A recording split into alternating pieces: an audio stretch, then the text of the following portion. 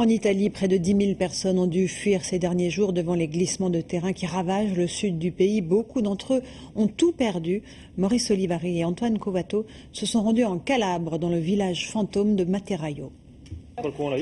Les plus difficiles à convaincre, ce sont les personnes âgées qui s'accrochent à leur maison et leur bout de jardin malgré le danger. L'officier carabinier réussira tout de même à convaincre cette dame de 83 ans et en fin de matinée, le village de Maierato ne compte plus un seul habitant.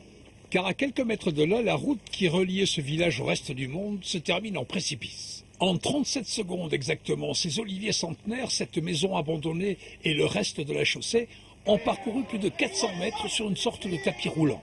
Madonna Santissima! Et ces images ont fait le tour du monde, tant cette avalanche fut spectaculaire. Et ce matin d'ailleurs, vu du ciel, le résultat est impressionnant. La coulée a arraché tout ce pan de montagne juste à la limite des maisons. Des centaines de milliers de mètres cubes de terre et de roches gorgées d'eau qu'une myriade de filets d'eau souterrains ont détaché de la base de la montagne. Reste à savoir si le village, encore intact sur la droite, va lui aussi suivre le mouvement. Et depuis ce matin, ingénieurs et géologues ont l'immense responsabilité de répondre par oui ou par non à cette question qui peut coûter la vie à 2400 personnes.